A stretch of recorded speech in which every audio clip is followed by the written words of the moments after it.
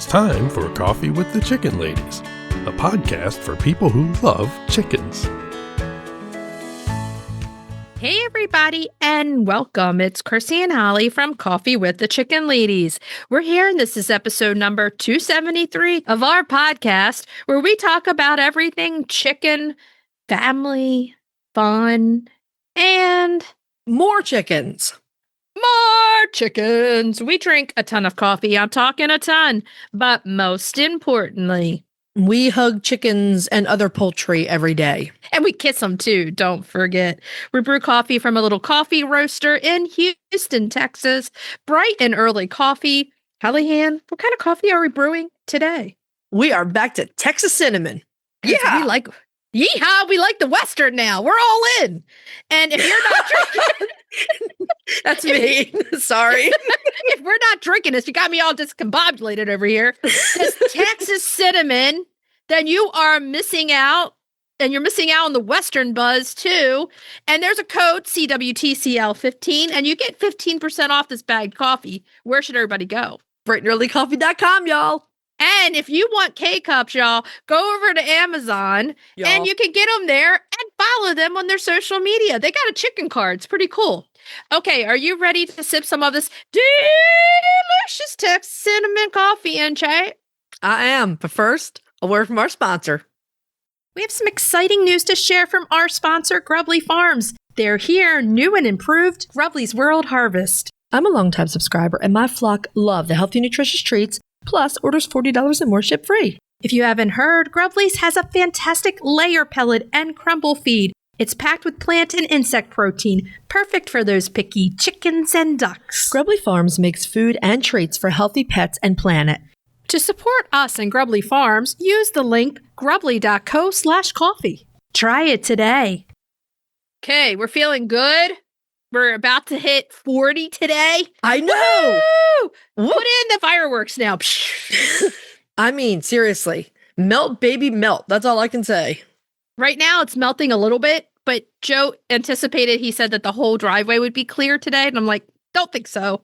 Don't think that's going to happen. Not with this much snow. No, I am putting the ducks back outside today.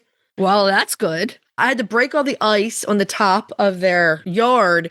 I had to force my way in the gate because, it was all encrusted with ice. And then I dug out in front of the Nestera wagon so I could open the door for them. And then I just put hay down all over the top of the snow, just hay. They'll be fine on that. Yeah, I mean, because this is what we want everybody to think about. It's just like if you're barefoot on the snow, even for the dogs going out, I do it super quick because I'm like, they're not going to walk with booties, but they got to go quick on the snow because it's icy and it hurts. It's cold. The same thing for your poultry. It's only been a few weeks, but I feel like we've been under the snow for months. It's been like 2.5 going on 3 weeks snow covered. But before that, it was frigid, right? Oh, yeah. So my chickens have been in for a month in the garage. Mm-hmm. And it's not good chicken living. It's like they have heaters. It's not good anybody living. It's not good anybody living. Ugh. So my parents are staying with us. I don't know if everybody knows that because my father was very ill. But my dad told me today, he hasn't been out in the sun in forever. And I said, no one has. You're not alone. Well, no, that's not true. We were when we were in the desert in Phoenix. We had, 3-4 days. And then we were like, do we have to go home? It was 3 days of heavenly desert-laced bliss. Speaking of that, we're going to be all around the country coming up soon. So we are. We're going on a road trip with our Neutrina family. Yes, and it's called the road trip. And if you guys are out there and you want to meet us in person, this is the way to do it. We have some cities that we're going to be in. First of all, first trip, second week in March, Bozeman, Montana. Mm-hmm. And we'll be at Murdoch's in Bozeman on the 14th. We are so looking forward to that. If you're around there, come meet us. Yes. We want to see everybody. And there's some great stuff going on with Neutrina. I'm so psyched for all of us. Oh, yeah. Our next 2 weekends, we will also be traveling, but we'll give you we'll tell you what they are now. Hey, yeah. The following weekend, which will be the 21st, will be in Janesville, Wisconsin. And the weekend after that, it's going to be a Neutrina party in Bazor, Kansas at a Baumgar's location. Oh, my God. And we got a chance to meet everybody at the Mid-States. And people are amazing. Love them already. So we're super excited to be at Blaine's, Baumgart's, and Murdoch's. It's going to be fun. In order, Murdoch's first, then Blaine's in Janesville, Wisconsin, then Baumgart's in Basel, Kansas. Yeehaw.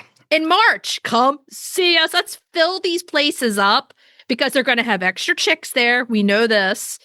And it's going to be crafts. There's going to be probably some giveaways, just super duper fun stuff. Come out and hang out with us. Yes. We're also going to talk a little bit.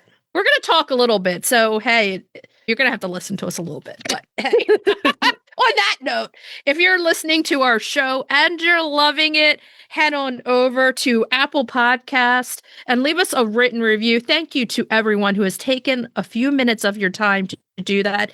It means so much to our show. It really does help us in the podcasting world. And while you're there, hit that subscribe button because you never want to miss it. Holly's the only one that can see me pushing the subscribe button. Hit that subscribe button because you don't want to miss this fun. They count them.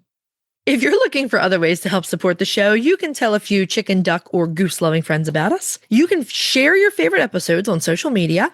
You can become a patron of the show, patreon.com/coffeewiththechickenladies. As always, a gigantic thank you to our patrons. We love all of you. And the other thing you can do to help support the show is visit our website and our show notes, use our affiliate links and discount codes, and buy products from our sponsors. Yay! You know what I love when it's 95 degrees outside? Being inside. Well, that too, but I really love cleaning my igloo chicken coop. Yeah, it is so easy to clean. You don't have to break a sweat. And you can use a water hose or a pressure washer, so it doubles as a cool down. I also love those run covers. Oh man, the shade is superb. I go into the run to cool off. Yep, my flock's covered during the heat of the day, just chilling. Meanwhile, we're melting on the patio. Seriously, can we get in on this amazing coop design for ourselves? They're out there living the dream. So when it's pushing 100 degrees, the right setup matters. That's why we choose an igloo. Get your girls their own just in time for summer. Search Omelette. That's OMLET. The Breed Spotlight is brought to you by Murray McMurray Hatchery, defining quality for generations. For over a century, Murray McMurray Hatchery has remained a trusted family-owned business, working tirelessly to ensure our poultry meet the highest standards. Whether you are an experienced enthusiast or just embarking on the journey, look to McMurray Hatchery for guaranteed quality, rare and heritage breeds, low minimums, and all the supplies you need to raise your flock. Request a free catalog today. Now, last week, we talked about this big chicken that wears pants. And now, this week, we're going to talk about the little one. Yeah, it's time for the Breed Spotlight, yeah. Yeah. The little one that wears pants. The little chicken that wears pants that's been on my list forever that I still do not have. Yeah.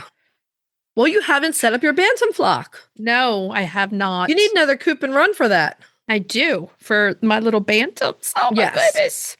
Okay, so we're talking about the Pekin Bantam, also known as the Cochin Bantam. Okay, so the U.S. is the only country, and maybe Canada, we may be the two only countries in the world that call this bird the Cochin Bantam, because it's not just a copy of the Cochin. It is a true Bantam on its own, and the rest of the world calls it the Pekin. But it looks a heck of a lot like the Cochin. It does, yeah. But little. So that's where I think everyone's like, oh, it's a Cochin Bantam. That's an easy thing to say. Actually, it has a different point of balance. It has a little bit of a different body structure. It isn't simply a copy of the Cochin.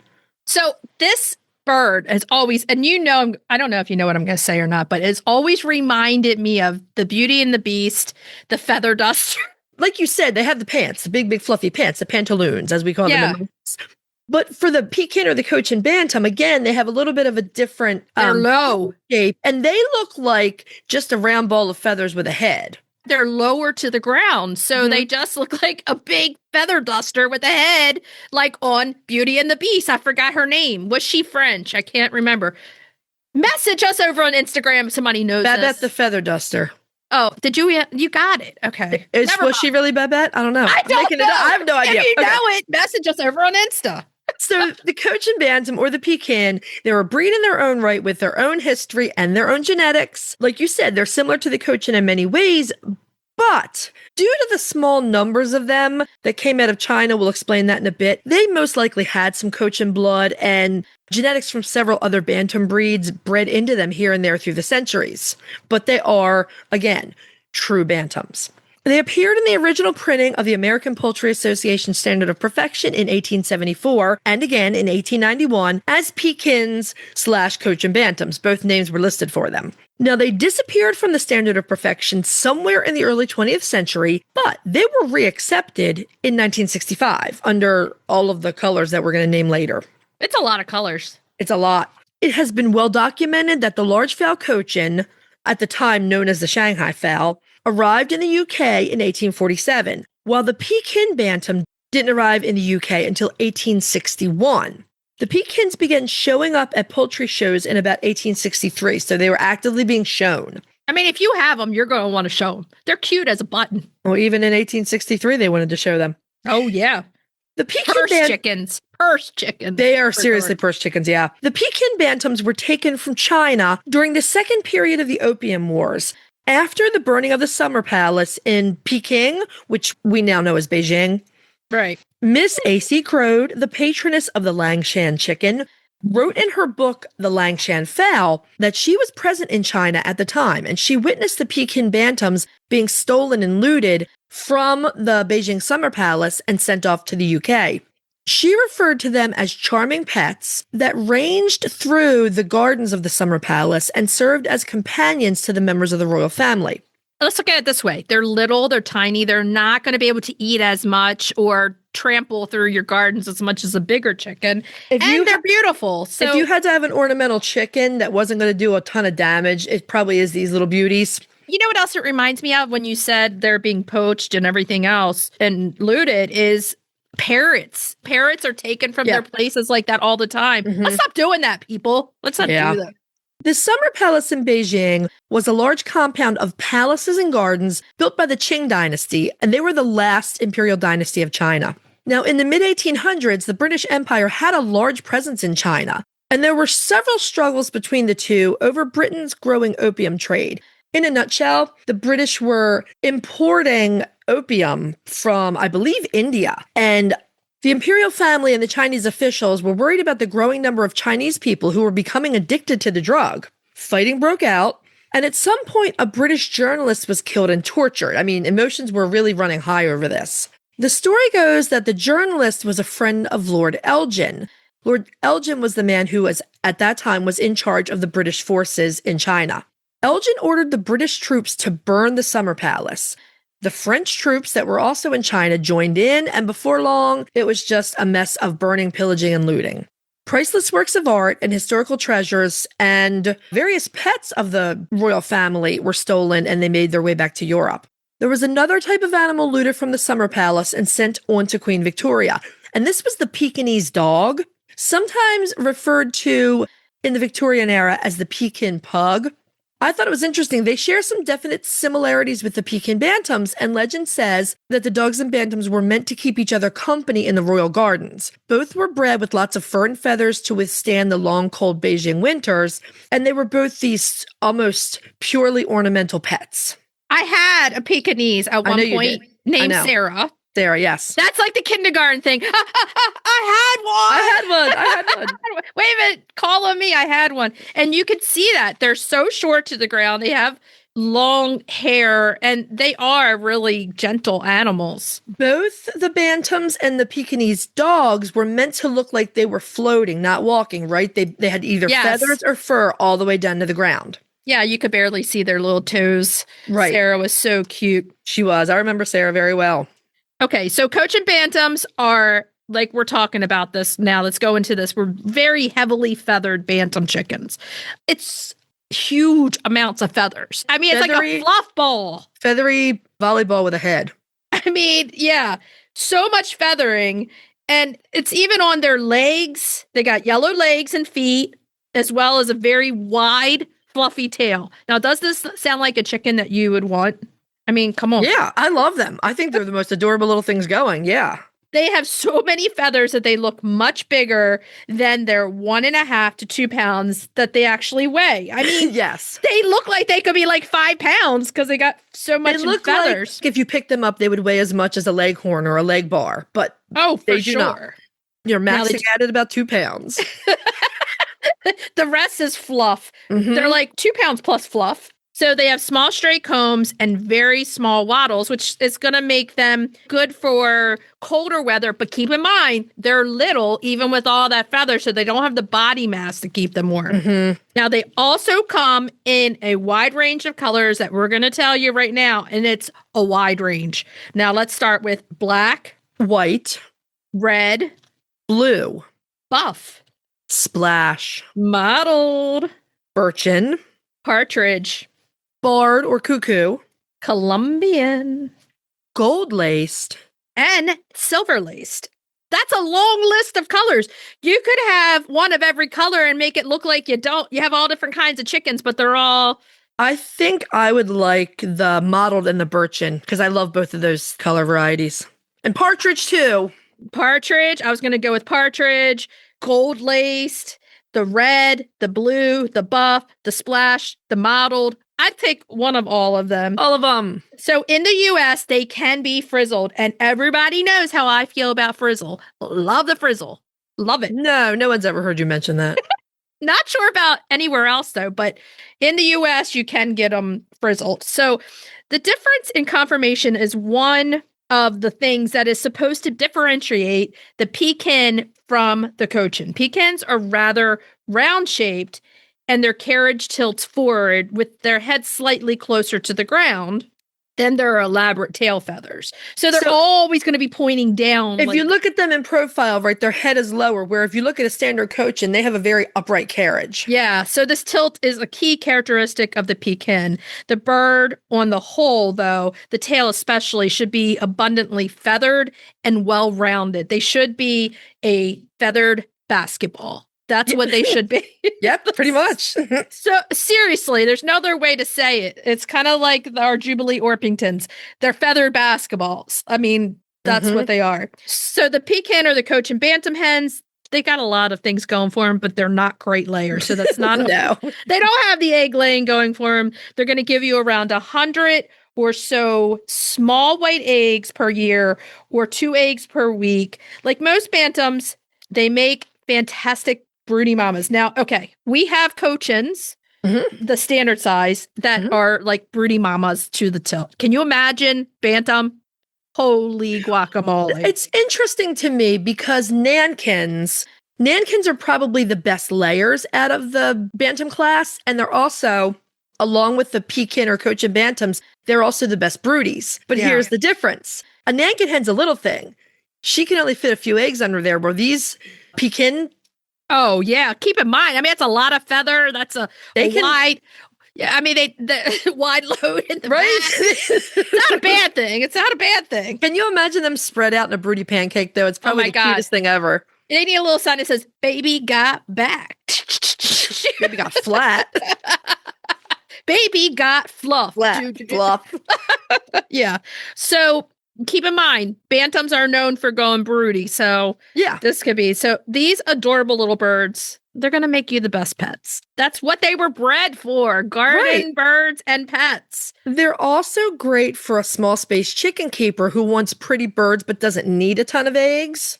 If I were living by myself and it was just me in a little teeny garden, they would be a really nice addition. Oh, yeah, definitely. While they're not great layers, they do contribute to your food security, and they're very gentle and appropriate for children to handle. They're going to be great family birds. Yeah, for sure. Even though they're little, so you still want to watch the kids because they're so small they could drop them, but they're going to be snuggle bugs. They're going to love the kids. One of the things we didn't write down here, because it almost goes without saying, is that this is a super duper popular show bird. Oh, heck yeah. We saw so many of them. And I think we actually took video of them staring at us like, will you take me out of here, Well, please? They're so friendly. They would stick their little heads out of the cages and they're so sweet. And I was like, I'll take you home, you home, you home, you home. Holly-Ann, we brought the cages, right? We're going to take all these birds home. Well, we went to Ohio in my Subaru, so yeah, we had room. The Pekins are fairly cold hardy, but like you mentioned this earlier, they are small body chickens and they should be monitored for condition in very cold weather in case supplementary heat is needed. Because of all those feathers, they may need heat relief in the summer. So you're walking the line with them. Oh, yeah. I mean, they have less body mass, but they've got a lot of feathers. So it plays both ways here. They also need to be kept away from mud and ice as much as possible to keep those feet healthy. And that's why my Cochins are in right now. Yeah. They're like, everybody's screaming out there, but nobody's got frostbite. Nobody's got anything going on except for boredom. So right. It's true. They don't know what they've got. I open the garage and I say, look out there. And they're just like, we want to go, please. But yeah, so here's the big question. Where do you get them? McMurray Hatchery has beautiful Cochin Bantams in the following colorways: red, partridge, white, and white frizzle. Ginger, white frizzle. Seriously? Frizzle. They're really cute. Now, if you're looking for showbirds, we would suggest that you join the APA or the ABA, the American Bantam Association, either one, and connect with some breeders that way. Yes, share your pictures. We want to see them. This breed is so cute. They're very, very, very popular in the UK. Oh, yeah. Are you ready to dive into the fascinating world of backyard ducks? Look no further than Metzer Farms, your premier destination for top quality waterfowl. Whether you're a seasoned breeder or just starting out, Metzer Farms has everything you need to elevate your flock to the next level. And if you're passionate about call ducks, you're in for a treat. Metzer Farms hatches a stunning variety of call ducks, meticulously bred for their miniature size, beauty, and calm temperament. From snowy whites to vibrant colors, each duck is a masterpiece waiting to grace your backyard. Visit MetzerFarms.com today to browse their extensive selection and start your journey into the wonderful world of waterfowl. Metzer Farms, where passion meets perfection. If you're looking for a chicken coop that's produced in a planet-friendly, sustainable way, try Nestera. Each coop is made from highly durable, 100% recycled plastic that keeps the equivalent of up to 2,000 shampoo bottles out of a landfill. Their clean, modern design will fit into any garden or run area and comes with an industry-beating 25-year warranty and a range of handy accessories. Simple to put together, so quick and easy to clean, and most importantly, red mite resistant. Your chickens will love it. Quick shipping from Nestera.us. For a 5% discount, use the affiliate link in our show notes, on our website, and on Instagram. Link in bio. Check them out today. Eaton Pet and Pasture is a farmer-owned company based in upstate New York that creates USA-made sustainable products for backyard chicken keepers. From low-dust hemp bedding and comfy aspen nesting pads to nutritious treats and odor-eliminating products, everything is designed to keep your coop clean, healthy, and smelling egg-tastic. All their products are made right here in the USA with ingredients that are safe for your flock and the planet. So whether you're doing a deep clean or just a quick refresh, Eaton makes it simple to care for your coop the natural way. They're your one-stop shop for coop freshness and flock happiness, made easy. Visit EatonPetAndPasture.com to explore the full line of flock favorites and use the code COFFEE at checkout for a first-time purchase discount. Okay, so we're ready to move on to main topic. Yeah. Yeah. Now, this week we figured we had a little more time this week. I said, Holly, we got a little more time. You need to research. In what universe did I have more time? There's no more time. I'm just joking. Yeah. So we decided to do the skeletal system, which we haven't taken on the skeletal system yet. And this isn't the last you'll hear of it. We decided to do this week's topic after a listener contacted us about her hen, Dash. And I'm not using the listener's name because I did not ask her permission. So Dash had been the flock leader and had slipped down in the pecking order with what seemed like no good reason. After, lots of questions and back and forth, we thought it was because she was molting, and we advised keeping an eye on her. Well, our listener, who is an excellent chicken mom, did keep an eye on her. She's an awesome chicken mom because when Dash wasn't getting better, she took her to see an avian vet. And the vet discovered that Dash had a fractured rib.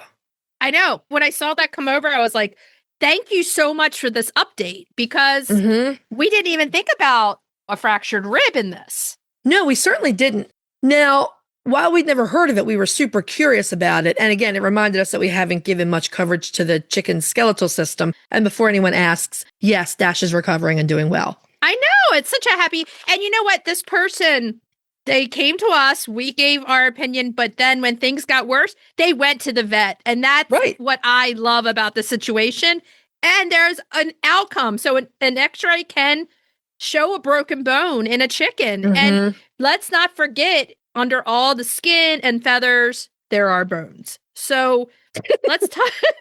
So have you ever looked at a drawing or a diagram of the chicken skeletal system? We have. Yes, we have. Yes, we have. One of the things we think right off the bat is that you can clearly see their dinosaur ancestry. It looks like a little raptor skeleton. Now they have all the bones that you would expect: the skull, the neck, the vertebrae, the wing bones, the leg, the foot bones, the pelvic bones, and the ribs. And I'd like to make a song of that, just like my legs, my hip, my skull, my like everything that hurts. Oh, I see. Okay. It's a pain song. I got it. Along with what you just named, chickens also have clavicle bones, which don't sit the same way ours do. So it looks a little different. And they have a large keel bone that sort of serves as their sternum, but it's further down than our sternum would be, right? And it's good to know where that is because they can get keel blisters, which we've talked about before. So good to know. Now, here's where it gets interesting. Some of the bones are hollow, and they're also connected to the chicken's air sacs. So some of the bones, while they're the skeletal system, they're also part of the respiratory system. These are known as pneumatic bones, and they help with both breathing and with flight. Because they're hollow and not as heavy, it helps the chicken get lift. And also because the bones are connected to the chicken's many air sacs. It helps with the flow of air through the chicken's body. I think a lot of people kind of think about this like, yes, that's one way birds get up. It's, yes, the air gets under the wings. But in the skeletal system, they're created with hollow bones. So those bones aren't weighing them down. It's like some of those things that you don't think about until you do. You know, you're like, oh, it makes so much sense. Mm-hmm. Yeah, absolutely. It also, this is just an aside, but were you in the archaeology class at high school? Yes. Okay. So we would hear that bird bones were pretty easy to distinguish because they had, these pneumatic bones. Yeah. Pneumatic bones. I don't know if all high schools have an archaeology class, but I love that class. Or like marine aquatics. We had marine biology too. Yeah, we did. Micro, we had all the sciences. We had everything great. So the pneumatic bones in a chicken can include the skull, the humerus or the upper wing bone, the clavicle, that keel bone, the pelvic girdle, and some of the vertebrae. That's a lot. That's a lot of bones. Hens also have another type of bone known as medullary bone. Now, these bones are only found in some birds and reptiles. Those that need a large supply of calcium for egg laying. So obviously not the males of the species either, just the females. Exactly. So when we are talking all the time about watching the calcium input of your chickens, they rely on, if they don't get it, they feed off the bone. That is part of this. Right. But if they take too much out of the bone, you're going to know that it could break. Medullary bones line the inside of certain structural bones, and they have tiny bony projections that work to store and reabsorb calcium for egg laying. So like you were just saying, if your hen is calcium deficient, her body will absorb the calcium that she needs from her structural bones, causing osteoporosis. So best practice, we can't emphasize this enough. Make sure your layers have oyster shell available 365 days a year. Right, because if this is an emergency mechanism that this bird has, which is amazing in itself. Oh, I'm going to draw. And you know what? This is one reason why women over a certain age also have this problem. If they're not getting enough calcium, we do the same thing. We draw from our bones and then our bones become brittle and break. So it's a different mechanism. I looked that up because I was interested. The whole medullary bone thing, I think is fascinating. So I looked it up. We as humans don't have medullary bones, so there's a different mechanism. Right. But it's the same premise. Same premise, the osteoporosis, right. And it's mostly in women. The same thing here. Right. The structural bones, like in most species, they have marrow in the center of the bone. Right. And these tiny little projections inside of those medullary bones, those little projections are the things that would just absorb the calcium from the bone marrow. But when it goes bad, when that supply goes down, that's when you're heading for trouble. Right. Right. Right. So let's look at some injuries that can happen to the bones. So we have breaks and fractures. Now, just like in Dash, they need an x-ray to diagnosis. I mean, sometimes a break is bad, so you can Like see a there's compound, break. and you know that you're dealing with a Right. bad But if break. it's like a fracture within or a rib and you can't see it, you will need x-ray to diagnose and form a treatment plan with your veterinarian. Which will usually include anti-inflammatories, pain medications, splinting or surgery. Right. They go in. Dr. Rebecca has pinned legs back together. So that can happen. And the other thing you and I were talking about while we were talking about this mane a while ago was they can live on one leg. And I said this for many years while I was in an animal hospital. I saw a lot of amputations, a lot. And when people would be so concerned, and I would say, look, I watch these animals 10 minutes after the surgery and they're already up. And they sometimes act like they have the ghost leg occasionally, but they don't feel sorry for the mechanism that people do. Emotionally, they don't have pity for themselves. Right. Animals just want to get on with it. They do In well. a flock situation, you'd have to make sure the flock is not picking on that bird. Oh, yeah. But they're going to get on with life. They're going to, they probably need a lot of TLC from you, and they might need to become a special needs chicken that doesn't live in the flock, but they can live with a good quality of life if you're prepared to help them. Right. And if you wanted to try to get them back in, you would have to give them time to heal and do all the things before you do that. But the other thing is they can heal from breaks. So it's not the end for them. No, not at all. Will heal. They need the splint, the Bobby Jones, all the good things that I used to love doing every day. I never want anybody to have broken bones, but I love bandaging them, splinting them, doing all the good things. And they can still have a good quality with the amputation. A healthy chicken's bones will knit pretty well if everything goes right. But I had a bird with one leg, and I'm going to back up a tiny bit. I recently saw a story where a chicken lost both feet to frostbite. We were talking about this, and it just is so sad. It's a hard one. But a lot of people were saying you should euthanize that bird. That bird's not going to have any kind of a life. But I disagree with that. Having had a bird who was non-mobile, she was happy as a clam when I took her out, and she would dig in the grass with her beak, and she loved it. Do you remember lipstick chickens? Jenny. Jenny. Her bird did not have feet. Barth. Yeah, Barth. He was a bantam white-faced black Spanish. Yeah, and he had an incredible life. You have to get the right person to take care of that animal, and they can live a great life. So these are the types of bones. Know that there can be injuries, but they can be fixed. Right. And when to go to the vet. So that's what we just want to talk about. And we'll talk about the skeletal system in other capacities later, but we just want to kind of touch on it today and let everybody know. If your flock could talk, they would thank you for shopping at Eaton Pet and Pasture, your one-stop shop for coop freshness and flock happiness made easy. From their all-natural USA-made favorites like hemp bedding, roost refresh, and nesting pads to convenient product bundles that make chicken care simple, Eaton has everything you need to keep your coop clean, cozy, and odor-free. Check them out at EatonPetAndPasture.com and use code COFFEE at checkout for a first-time purchase discount.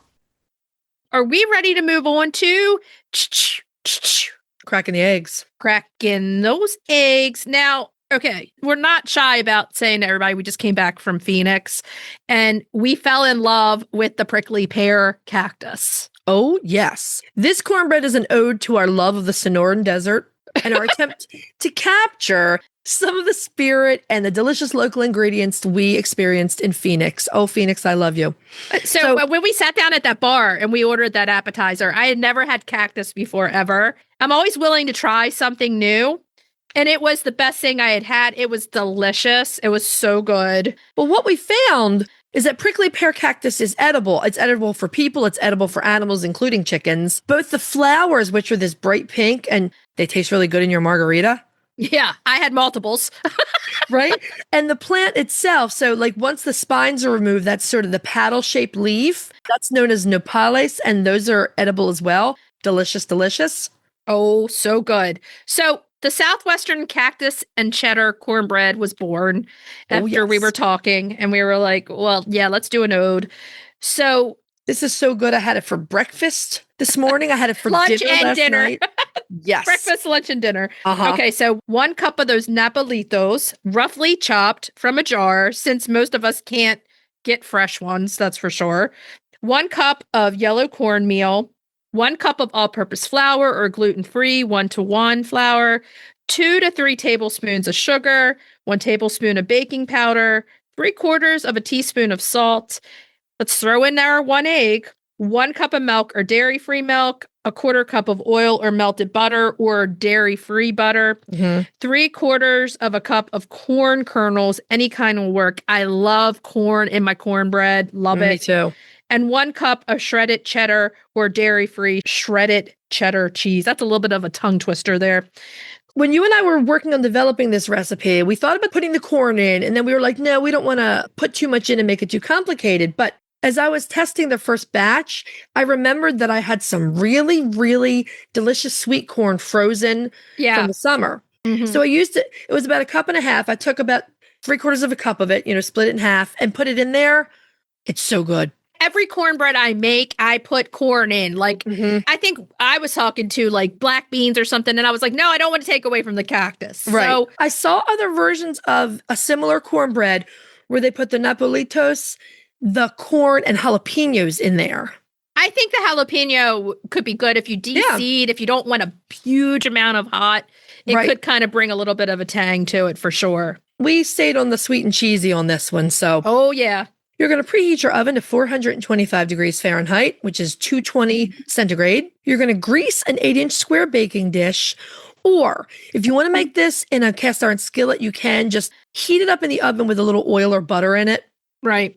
In a large mixing bowl, you're going to whisk together the cornmeal, the flour, the sugar, the baking powder, and the salt.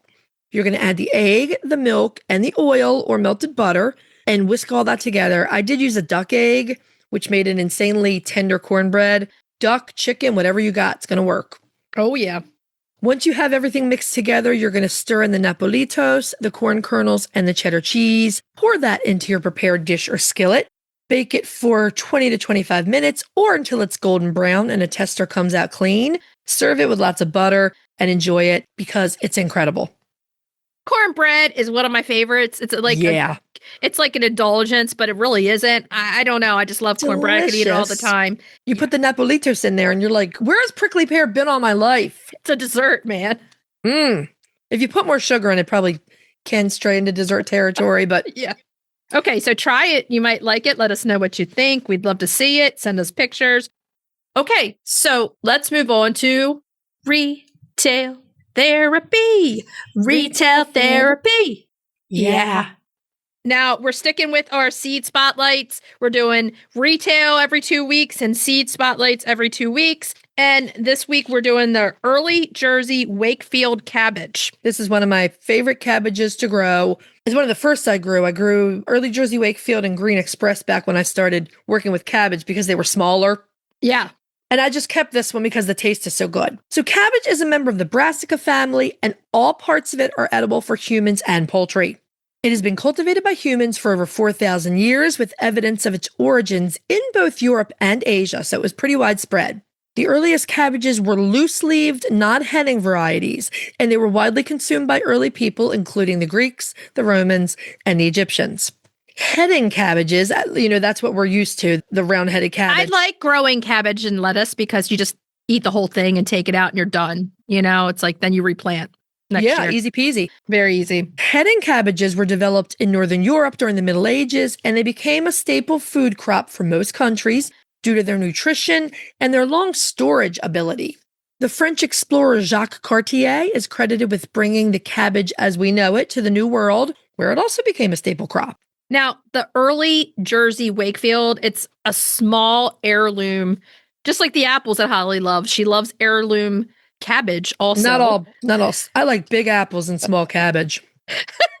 That was introduced in New Jersey, along with like Jersey Giants and everything else. They like to have Jersey in the title. You Jersey people are really proud. They really are proud. So that was in the 1840s. Now, Francis Brill of Jersey City, New Jersey, renamed the cabbage, adding the Jersey to the name of the English variety, Early Wakefield. I mean, I will say this. New Jersey people, They want everything to say Jersey. I guess Jersey pride. It's really out there. I mean, we can't say anything. We got the Maryland crab, but yeah, come on. The Maryland crab trumps everything. I don't say I'm going to go out on a boat and catch Maryland crabs.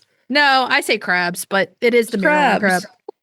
When I'm looking at a menu, though, if it doesn't say Maryland crab, I'm like, I think I'll pass.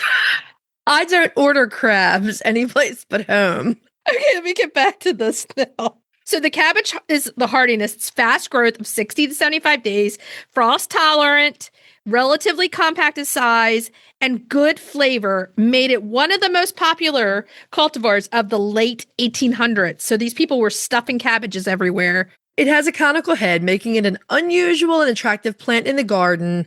There's an even bigger one called Fielderkraut. I just love these pointy-headed cabbages. I think they're fun. They're going to weigh it at 2 to 4 pounds, bigger than the bantam we were talking about. Your cabbage is going to be bigger than your bantam Cochin. Yeah.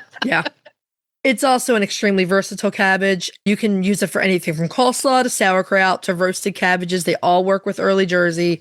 I think it's a delicious little cabbage. If you want to have your cabbage ready to plant outside in spring, once the soil is workable, you can start your seeds inside and transplant in early spring for a late spring or early summer harvest. Then you can plant again in late summer for a fall harvest. Right, exactly. That's what I'm saying. You take them up, you eat them all, then you redo it. And your poultry will love the outer leaves left after you cut the cabbages. So you're going to have some tough leaves on the outside. Oh, yeah. And your poultry is really going to love them. They'll also love any of the severely bugged, riddled plants that aren't good enough for humans to eat. So like if bugs were like attacking them, they're going to love it. Of all of my birds, the ones who really love the cabbage are the geese. I mean, they will take down those big, tough leaves, even the stems. They love them. The other thing you can do is plant a few just for your chickens. Yep. I usually take a cabbage, put a string through it, hang it, and it's gone in like an hour. All the chickens come over and eat it. Now, if you do a red cabbage, they will have purple poop, but my chickens aren't that cabbage crazy. They're just not. They never have been. Mine are. Probably they love because my chickens like the tender kale and lettuce and collard green. Mine love that too. Mine are like, just whatever you got, give it to me. If it's green. I remember one day Joe came out with one piece of cheese and threw it in with the chickens. They were everybody was chasing one chicken. You can't give the chicken one piece of cheese. What is that? Joe, what are you doing? I was like, you can't come out here with one small cube of cheese. It's not good. I mean, I think it might have been Cornelia. She was running laps. Like she had that chicken in her. Yeah, and they all chase her. They all run after her. It's hilarious, actually. So the head of cabbage is good because everybody can get in there and get a bite of it. So here's the question, where do we get them? Early Jersey Wakefield seeds, they're actually not hard to find. Some of my favorite places, they're available from the Alliance of Native Seed Keepers, Southern Exposure Seed Exchange. The Baker Creek Rare Seeds. I love that catalog. That's a really good one. Seed Savers Exchange and Snake River Seed Cooperative, among other places. So look for them. They're out there. Love me some cabbage. Love me some cabbage. He always has this line, because apparently he overheard my brother-in-law, John, saying this once. He heard John saying, it's always about cabbage with you people. So anytime I say something about cabbage, Pete says, it's always about cabbage with you people. It is. It's good for you. It's one of the best vegetables that you and your poultry can eat. I like it raw. I don't like sauerkraut, though. Okay. So should we tell everybody what we're going to be talking about next week? Next week, we're profiling one of the most popular birds on the planet, and that is the adorable Americana. They're so cute. Oh, they're so cute. Main topic, we are talking about mites and lice, how to diagnose and treat those little creepy crawlies. They're out there, man. They're out there. Our love for the Sonoran Desert and the prickly pear cactus continues to runneth over as we give you our recipe for pineapple cupcakes with prickly pear flour frosting. That was a tongue twister. Prickly pear flour frosting. And retail therapy. We're talking about poultry planters. Because they're out there, man. They are out there. Plant your prickly pear in it. Yes, you should. Prickly pear in a poultry planter. I can't. That is a tongue twister. It is. So what should we tell everybody to do until next week? Don't hug the prickly pears, but hug your poultry. And kiss them, too. We'll talk to you next week. Bye-bye. Bye. If you'd like to see more of us, please follow us on Instagram at Coffee with the Chicken Ladies. If you'd like to help us grow the podcast, please leave us a written review on Apple Podcasts. If you'd like to become a patron of the show, please visit our Patreon page, patreon.com/coffeewiththechickenladies. Thanks for listening.